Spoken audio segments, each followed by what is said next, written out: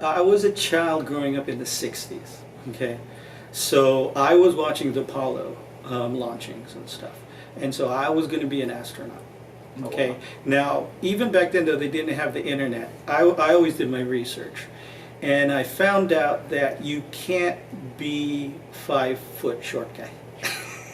Because those ejector pods are made only one, the measurements are only, one mold. Yeah. And from the knees down to the floor, my feet couldn't touch the floor. So if I got ejected out, my kneecaps popped.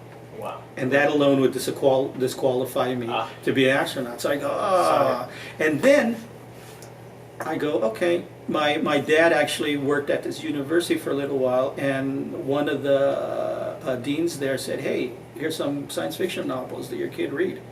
And so they were great stuff. They were some of the old classic stuff.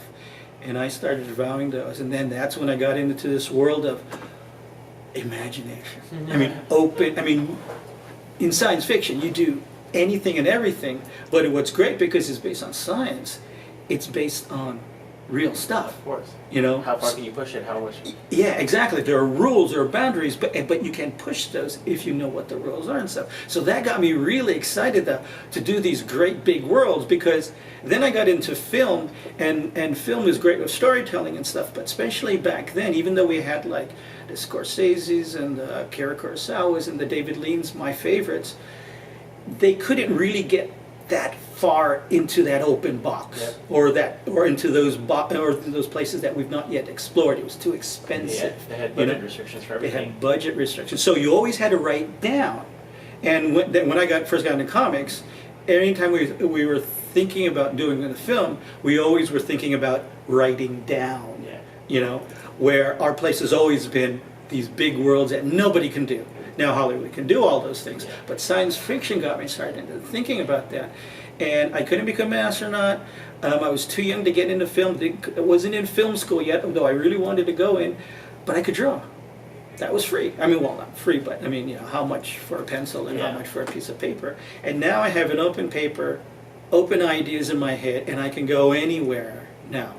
And I had a lot of success personal on my own developing my art style, because I had, believe it or not, in 6th grade there was an art teacher, and she took me by the hand, and every school I went to after that, next art teacher, they knew about me, and they knew what to do with me.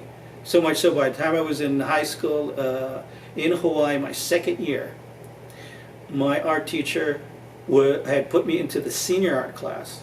Oh, wow. And then by the end of that, he had set up with the University of Hawaii so that I could take classes at the university, because he said there was nothing he could do for me for third and fourth year. So I now could draw those worlds, but I really wanted to get into film. I really wanted to be a Kurosawa and Lean, but I couldn't. And then somebody said, hey, there's San Diego Con. Why don't you try to do some drawings?